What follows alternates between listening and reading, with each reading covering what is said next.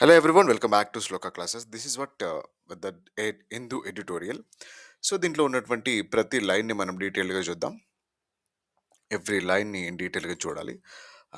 So such that దీన్ని ఇలా రీడప్ చేస్తే మనకు చాలా టిపికల్గా ఉంటుంది. అట్ ది సేమ్ టైం హెక్టిక్గా కూడా వస్తుంది. సో అందుకు మనం full stop to full stop కంప్లీట్‌గా చూద్దాం. సో, దాంట్లో ఉన్నటువంటి ఫ్రేజల్ వర్బ్స్‌ని కానీ, అండ్ గ్రామర్‌ని కానీ, అండ్ ఈడియమ్స్‌ని గానీ, అండ్ ఫైనల్ బై ఆహ్, ఏవైతే మనకి వొకాబులరీ ఉందో, ఆ వొకాబులరీని కానీ, సో, అన్నిటిని మనం ఇన్ డీటెయిల్డ్‌గా చూద్దాం. ఓకే. ఇందులో మెయిన్‌లీ బ్యాంక్ ప్రిపేర్ అయితున్న వాళ్ళు అండ్ యూపీఎస్సీకి ప్రిపేర్ అయితున్న వాళ్ళు ఖచ్చితంగా ఒక త్రూ కాంటెక్స్ట్ ద్వారా ఎళ్తేనే మీకు డెవలప్‌మెంట్ అయితే అవుతుంది. కానీ బంచ్ ఆఫ్ వొకాబులరీని అండ్ నంబర్ ఆఫ్ వొకాబులరీని ప్రిపేర్ అవ్వడం వల్ల there is no use. Okay. Here, title is temporary relief. Temporary relief means తాత్కాలిక ఉపశమనం. ఫస్ట్ సెంటెన్స్ దీంట్లో ఉన్నటువంటి వొకాబులరీ డెప్రిషియేషన్ విలువ తగ్గడం అన్న మీనింగ్ వస్తుంది. అండ్ డెఫిషియట్ అంటే లోటు, అంటే ట్రేడ్ అంటే వాణిజ్య లోటు అని వస్తుంది. The depreciation of the rupee is helping bring down trade deficit. రూపాయి విలువ తగ్గడం వాణిజ్య లోటును తగ్గించడంలో సహాయపడుతుంది. And next sentence. Next see here next sentence చూసుకుంటే కనుక మనకి ఇక్కడ రిమార్కబుల్ అంటే మనకు విశేషమైన మీనింగ్ వస్తుంది. అండ్ ట్రేడ్ అంటే కోర్స్ వాణిజ్యం, మర్చెండైజ్ అంటే సరుకులు, పర్ఫార్మెన్స్ మీకు తెలిసే. కాంప్లిసెన్సీ అంటే ఆహ్, అతిశయమైన సాటిస్ఫాక్షన్ కాకుండా దానికి ఏమో unsatisfactory complacency. And should okay. మనకి దీంట్లో ఉన్నటువంటి గ్రామర్ ఏందంటే మోడల్ వర్బ్ షుడ్‌ని యూజ్ చేసుకొని కన్‌స్ట్రక్ట్ చేసినారు. ఒకసారి మనం సెంటెన్స్ చదువుదాం. India's remarkable merchandise India's remarkable merchandise trade trade performance in November should come as some relief for the government but should not be the basis for any complacency. నవంబర్లో భారత్ చూపిన విశేషమైన ఏవైతే సరుకుల వాణిజ్య పనితీరు ఉందో ప్రభుత్వానికి కొంత ఉపశమనం కలిగించవచ్చు. కానీ అదేంటి అంటే that is not ten to నిర్లక్ష్యానికి మాత్రం దారి తీయకూడదు అని చెప్తుంది. అండ్ నెక్స్ట్ ఆహ్, ఈ సెంటెన్స్ ఒకసారి చూసుకుంటే మనం ఈ సెంటెన్స్‌లో ఎక్స్‌పోర్ట్స్ ఎగుమతులు స్టిఫ్ హెడ్ వైండ్ వచ్చేసరికి మనకి తీవ్రమైన ప్రతికూల పరిస్థితి. టారిఫ్స్ అంటే మీకు తెలుసు సుంగాలు. డెస్టినేషన్ గమ్యం. అన్‌ఎక్స్‌పెక్టెడ్‌లీ అంటే మీకు తెలుసు. Stiff wind wide okay. ఇక్కడ ఈడియం ఉంది. గ్రామర్ వచ్చేసరికి పాస్ట్ సింపుల్‌లో ఉందంట ఈ టెన్స్. ఏదైతే సింపుల్ పాస్ట్‌లో ఉన్నటువంటి టెన్స్. ఒకసారి ఏంటో ఆ సెంటెన్స్ ఏంటో చూద్దాం. India's India's merchandise exports hit by the stiff headwind of 50% tariff by the United States, the biggest export destination unexpectedly grew 19.4% to 38.1 billion in November 2025. In November 2025. So that మనకు దీని meaning ఏంటంటే ఆహ్, అత్యంత పెద్ద ఎగుమతి గమ్యస్థానం ఏదైతే ఉందో, అమెరికా ఏదైతే ఉందో, తాను విధించినటువంటి 50% టారిఫ్స్ అనేవి తీవ్రమైన ప్రతికూల పరిస్థితులు ఉన్నప్పటికీ కూడా భారత్ యొక్క సరుకుల ఎగుమతి అనేది 2025 నవంబర్‌లో 19.4%కి పెరిగి $38.1 బిలియన్ చేరినాయంట. ఓకే. ఈ సెంటెన్స్ చూద్దాం ఒకసారి. దిస్ ఈస్ ప్రెజెంట్ పర్ఫెక్ట్ టెన్స్‌లో ఉంది. వై? ఓకే. హాస్ బీన్ ఉందా? హాస్ బీన్ ఉంది. హైయెస్ట్ అయితే అత్యధికం. లాస్ట్ టికెట్ అంటే గత శతాబ్దం. This is the highest it has been in November in the last 10 years. Last 10 ఇయర్స్‌లో హైయెస్ట్ అంట. It's okay. Comparative structure. Comparative అని అంటే మనకేముంది? So okay. కంపేర్డ్ టు పోలిస్తే ఓకే. పెరిగింది. It's all right. Okay. Also India's exports to the US grew 22.6% to $16.98 billion in November 2025 as compared to 2021 as compared to 2021. Compare to versus compare with. So compare to అని అంటే మనకు ఎప్పుడైనా హెచ్చు తగ్గులు గురించి అంటే దానికన్నా ప్రీవియస్ దానికన్నా అయితే కాంట్రడిక్షన్‌లో ఉంటుంది. లేదంటే తక్కువగా ఉంటుంది. ఏదో ఒక డిఫరెన్స్ అయితే ఉంటుంది. సో, కంపేర్ విత్ అనంటే దీంట్లో ఏది హైయెస్ట్‌ని, ఏది లోయెస్ట్‌ని చెప్పలేం. రెండిటిని పోల్చి చెప్పినప్పుడు కంపేర్ విత్ వాడాలి. కంపేర్ విత్ వాడాలి. అలా కాకుండా కంపేర్ టు అని ఎప్పుడు వాడతామంటే మనము, కంపేర్ టు అనంటే దానికన్నా తగ్గిందా? ప్రీవియస్ పర్సెంటేజ్ కన్నా పెరిగిందా? అన్నప్పుడు వాడాలి. Okay. Next this was also 10% 7% 10.7% hire than in October 2024. Of course ఇది కూడా కంపారేటివ్ డిగ్రీ. అండ్ నెక్స్ట్ ఈ సెంటెన్స్‌లో వెల్కమ్ న్యూస్ హైడ్స్ అంటే దాచుకోవడం. ఓకే. డీపర్ డిస్ట్రెస్ అంటే లోతైన సంక్షోభం. అప్పరెంట్ అంటే స్పష్టంగా కనిపించడం. ఇది సెంటెన్స్ దేంట్లో ఉందట? ఫ్యూచర్ టెన్స్ క్లాస్‌లో ఉందట. Okay. Will make. This is all certainly welcome. This is all certainly welcome news. But it hides an element of deeper distress that will make itself apparent in the months ahead. అంటే ఇవన్నీ నిస్సందేహంగా స్వాగతించదగినటువంటి వార్త అయినప్పటికీ, అంటే రాబోయే upcoming మంత్స్లో స్పష్టంగా కనిపించే లోతైన సంక్షోభం, అంటే రాబోయేటటువంటి డిస్ట్రెస్ ఏదైతే ఉందో దాన్ని మాత్రం దాచి పెడుతున్నాయి. ఎస్. అండ్ నెక్స్ట్ రికవర్డ్ అంటే పునరుద్ధరించడం. అబ్జార్బింగ్ ద హిట్ నష్టాన్ని భరించడం. This is very much important. Absorbing the hit. Okay. Short lived అంటే తక్కువ కాలం నిర్మించడం. While class. Okay. While class అని అంటే మనకి ఎప్పుడైనా వైల్ అని వచ్చిందంటే ఇది కాంట్రాస్ట్. అంటే ఇంకో స్టేట్మెంట్ వ్యతిరేకతలో ఉందని చెప్తుంది. While exports to the US recovered in November, exports say that this is because they are absorbing the hit of the higher tariffs, hoping that they will be short lived. Okay. ఇది course మనకు higher tariffs ఉన్నప్పటికీ కూడా ఈ నవంబర్‌లో ఈ విధంగా ఈ విధంగా ఇది సంక్షోభాన్ని తట్టుకొని ఉన్నాయి. అధిక సుంకాలను ఏదైతే పెట్టుకొని సంక్షోభాన్ని తట్టుకొని ఉన్నాయి. కానీ కాకపోతే అవి షార్ట్ లివ్డ్‌గానే ఉండాలి.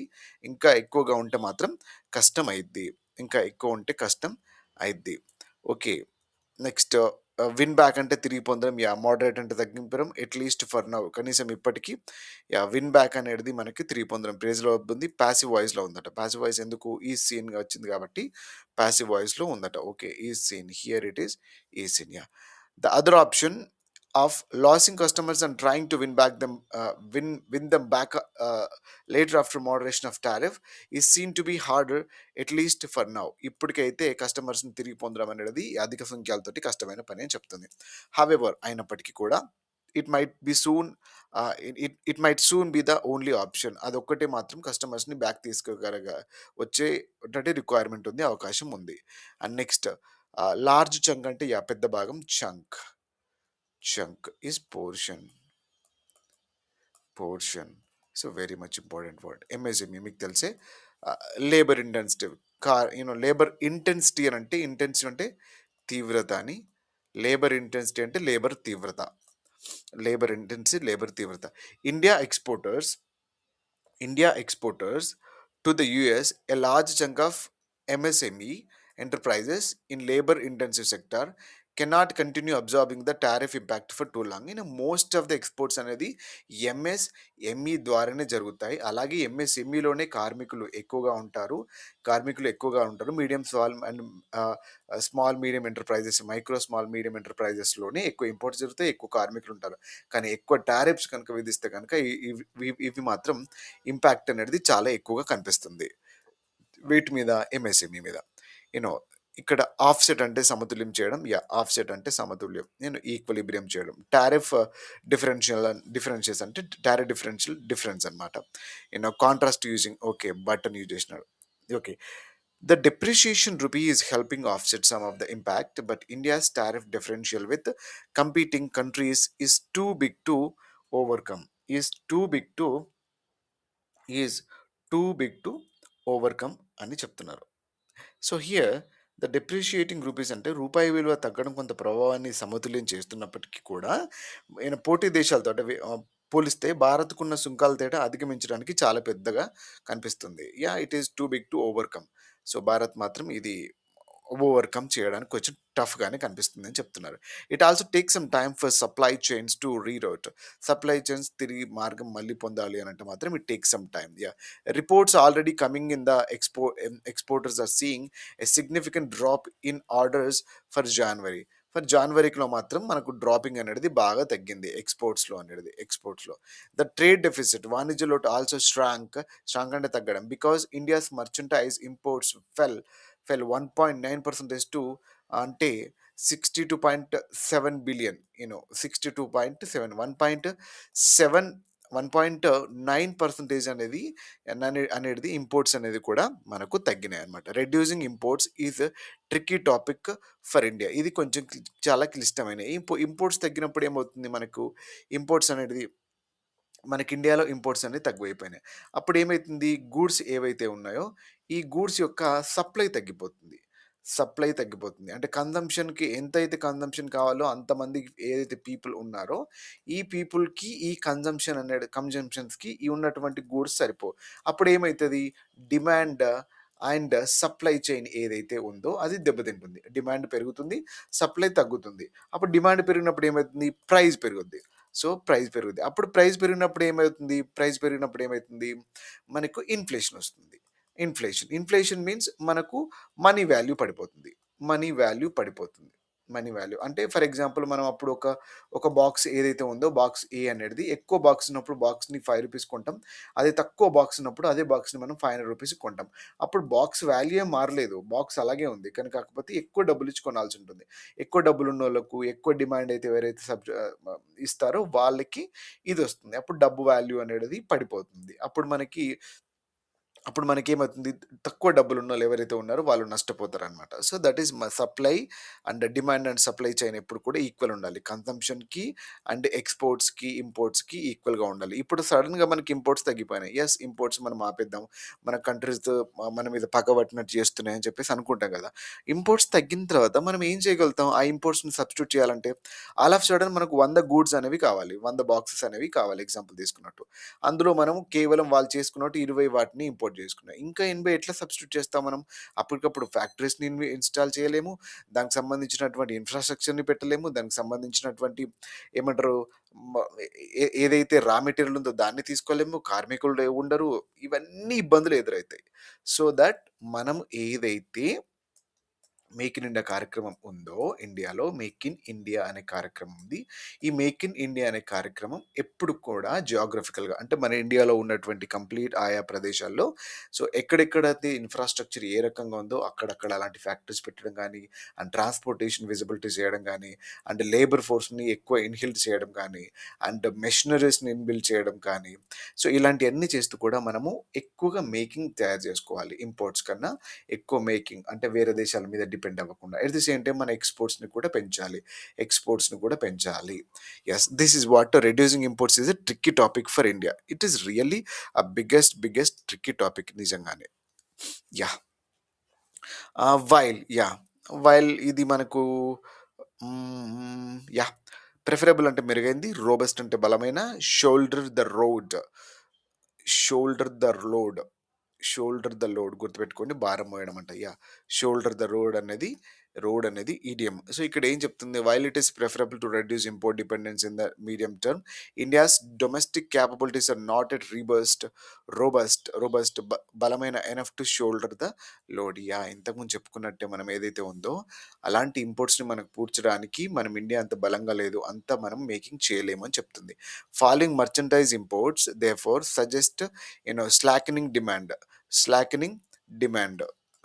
స్లాకెనింగ్ డిమాండ్. దీనికి మీనింగ్ ఏంటి? డిమాండింగ్ అనే దానికి యాహ్!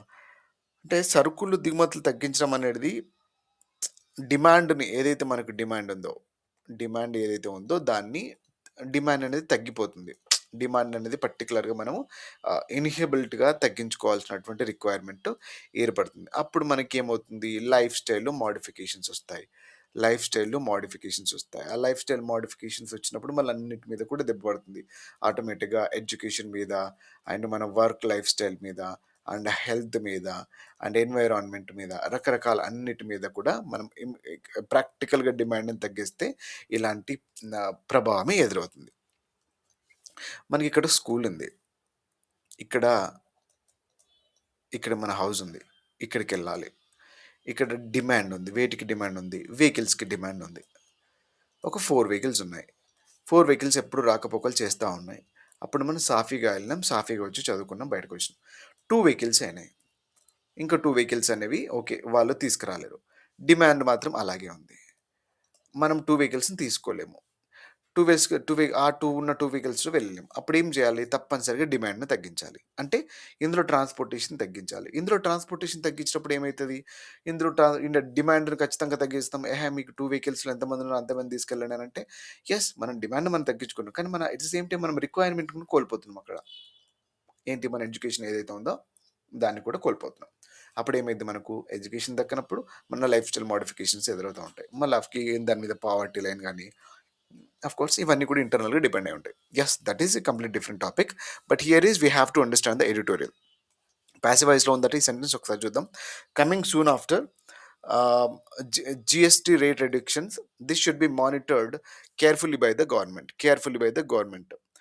జీఎస్టీ రేట్ల తగ్గింపుల తర్వాత ఇది జరుగుతుంది. ప్రభుత్వం దీన్ని జాగ్రత్తగా వహించాలి. కోర్స్ మేజర్‌గా అన్ని జీఎస్టీ పరిణామాల వల్ల అని చెప్పేసి కొంతమంది క్రిటిక్స్ చెప్తున్నారు. The board outlines of the government broad outlines అంటే సమగ్ర రూపురేఖలు. అలివియేట్ అంటే తగ్గించడం. This is very much important word. Alleviate and financial stress ఆర్థిక ఒత్తిడి. దట్ క్లాజ్‌లో ఉందంట. The broader lens of the government's export promotion vision is show that the government is thinking about how to alleviate the financial stress being faced by exporters. being faced by exporters. ప్రభుత్వ ఎగుమతి ప్రోత్సాహకమైన machine ఏదైతే ఉందో అంటే ఎగుమతులు ఎదుర్కొంటున్న ఆర్థిక ఒత్తిడిని ఎలా తగ్గించాలన్న దానిపై ప్రభుత్వం ఆలోచిస్తుంది అనేదాన్ని సూచిస్తుందన్నమాట. నెక్స్ట్ హౌఎవర్ అయినప్పటికీ the detailed schemes have not been notified it. So ఇప్పటి వరకు అలాంటి ఏం అధికారికంగా ప్రకటించలేవు. దీస్ మస్ట్ బి ఎక్స్‌పెడిటైట్ వేగవంతం చేయాలి. ఇలాంటి కార్యక్రమాలు ఏదైతే ఉన్నాయో, స్కీమ్స్ ఏవైతే ఉన్నాయో, ఆ స్కీమ్స్ అనేటి వాటిని వేగవంతం చేయాలి. It's all right. The government could also perhaps adopt some of its more successful covid era relief measures as well. ఏదైతే మన కోవిడ్ టైంలో ఉపశమన చర్యలు తీసుకున్నారో అలాంటి వాటిని మనం అడాప్ట్ చేసుకోవాలి. See adopt versus adopt. Adopt ఏంటి డిఫరెన్స్? ఒకసారి మీరు చెప్పండి. ఒకసారి కామెంట్‌లో మెన్షన్ చేయండి. What is adopt? మనం ఒకదాన్ని అడాప్ట్ చేసుకోవడం ఏంది? అడాప్ట్ చేసుకోవడం ఏంటి? సో, అడాప్ట్‌కి డిఫరెన్స్ ఏంటి? Yeah! Let's go for example ఇది కంపారేటివ్ స్ట్రక్చర్‌లో ఉందట. క్రెడిట్ గ్యారంటీ రుణ హామీ ఇన్ మొరటోరియం అంటే మనకు వాయిదా వేయడం అని మీనింగ్ వస్తుంది. For example A credit guarantee scheme for experts will do them more good than the planned moratorium on loan repayment on రో రీపేమెంట్ విల్ అనేది ఫర్ ఎగ్జాంపుల్ అది మనకు చెప్తుంది. ఏంటి దాని అర్థం? రుణ చెల్లింపులు వాయిదా కంటే ఆహ్, ఎగుమతిదారులకు రుణ హామీ పథకం ఎక్కువ ఉపయోగపడుతుంది. ఇది ఏదైతే వాయిదా పద్ధతి ఏదైతే ఉందో, రుణ హామీ పథకం అనేది ఇంకొంచెం బెటర్ ఏమో ఇట్లాంటి ఎంఎస్ఎంఈ సెక్టార్ వాళ్ళకి అని చెప్పేసి చెప్తుందనమాట. ఆఫ్‌కోర్స్ అయినప్పటికీ ఆహ్, గో అవే తొలగిపోవడం, రిజాల్వ్డ్ అండ్ పరిక్షణం. These troubles will go away once the tariff issues is resolved which the government is saying will happen very soon. ఈ టారిఫ్ ఇష్యూ ఏదైతే ఉందో అధిక సుంకాలని మన ఎక్స్‌పోర్ట్స్ మీద చెల్లించడం అనేది అండ్ ఇంపోర్ట్స్ మీద చెల్లించడం అనేది ఏదైతే ఉందో ఈ ఈ టారిఫ్ ఇష్యూ అనేది పోతే మనకు ఈజీగా అవుతుంది. పోతుందా మరి వాళ్ళు ఎందుకు తీసేస్తారంటే యెస్ ఎవ్రి కంట్రీకి ఒక రిక్వైర్మెంట్ అనేది ఉంటుంది. ఎవ్రి కంట్రీ ప్రతి కంట్రీ కూడా ఆ కంట్రీ మీద డిపెండెంట్ అయ్యి బతకలేదు. చాలా విషయాల్లో అదర్ కంట్రీస్ మీద డిపెండ్ అవ్వాలి. ఇప్పుడు ఇండియా మీదే డిపెండ్ అవ్వాలంటే సర్వీస్ సెక్టార్ మీద డిపెండ్ అవ్వాలి. అండ్ రైస్ ఎక్స్‌పోర్ట్స్ మీద రైస్ మీద డిపెండ్ అవ్వాలి. అండ్ మనకు ఆహ్, ఈ ఫిష్ మీద డిపెండ్ అవ్వాలి. ఎగ్స్ మీద డిపెండ్ అవ్వాలి. మిల్క్ మీద డిపెండ్ అవ్వాలి. అండ్ నెక్స్ట్ ఈ సాఫ్ట్‌వేర్ రంగం ఏదైతే ఉందో దాని మీద డిపెండ్ అవ్వాలి. అండ్ స్టీల్ మీద డిపెండ్ అవ్వాలి. ఇట్లా రకరకాల వాటి మీద గోల్డ్ మీద డిపెండ్ అవ్వాలి. మనం కూడా గోల్డ్‌ని బాగా ఎక్స్‌పోర్ట్ చేస్తున్నాం. గోల్డ్ మీద కూడా డిపెండ్ అవ్వాలి. అట్లా ప్రతి కంట్రీకి మనం వేటి మీద డిపెండ్ అవుతాం? మనం టెక్నాలజీ మీద డిపెండ్ అవుతాము. టెక్నాలజీని ఇంపోర్ట్ చేసుకుంటాము. అంటే టెక్నాలజీ గూడ్స్‌ని ఇంపోర్ట్ చేసుకుంటాము. అండ్ నెక్స్ట్ ఏదైతే ఉందో ఈ ఈ ఆహ్, ఆహ్, ఆయిల్ ఇంపోర్ట్ చేసుకుంటాము. సో, ఇట్లాంటి వాటివి మనకు లేనటువంటి వాటిని మనం తీసుకుంటాం. సో, ఎవ్రి కంట్రీ ఇచ్చిపుచ్చుకోవడం అనేది కంపల్సరీ జరిగే తీరుతుంటుంది. ఒకేసారి హ్మ్, ఆహ్, బాల్ మా కోర్ట్‌లో ఉంది కదా! అని టారిఫ్స్‌ని పెంచితే ఆ బాల్ అనేది కోర్ట్ నుంచి వెళ్ళిపోతది. కొంతకాలం అయిపోయిన తర్వాత మళ్ళీ రిజాల్వ్ అయిపోతాయి. But the decision on this lies with you no mercurial US president Donald Trump.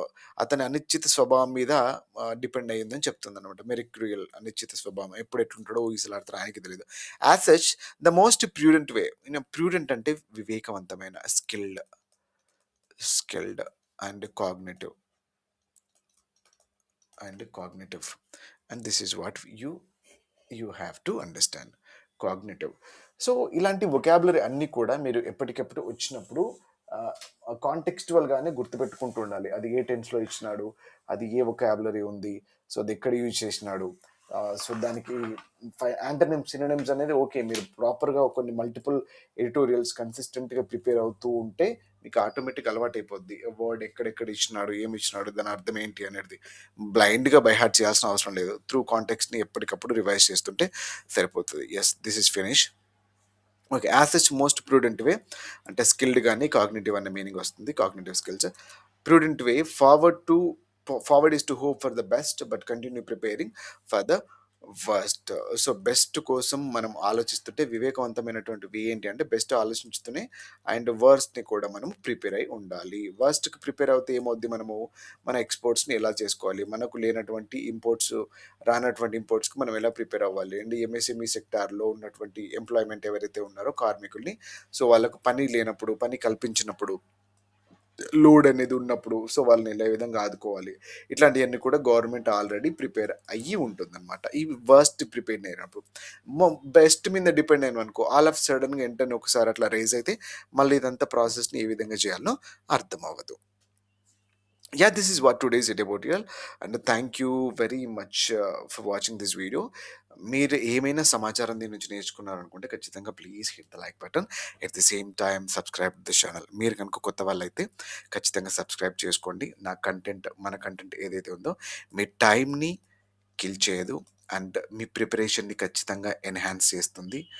Yeah, and మీరు ఏదైతే బ్యాంక్ ఎగ్జామ్స్, ఎస్ఎస్ ఎగ్జామ్స్కి దానికి ప్రిపేర్ అవుతారో, రీడింగ్ కాంప్రహెన్షన్ కానీ అండ్ ఫిల్లర్స్ కానీ అండ్ క్లోజ్ టెస్ట్ కానీ ఇట్లా కంప్లీట్ రెగ్యులర్గా ఫాలో అవుతూ గ్రామర్ అంతా నేర్చుకుంటూ మనం చెప్పే కంటెంట్ ఖచ్చితంగా ప్రిపేర్ అవుతూ ఉంటే మీరు పక్కా 20 మార్క్స్ 20+ ప్రిలిమ్స్లో అవుట్ ఆఫ్ 30 గెయిన్ చేయగలుగుతారు. అండ్ మెయిన్స్లో కూడా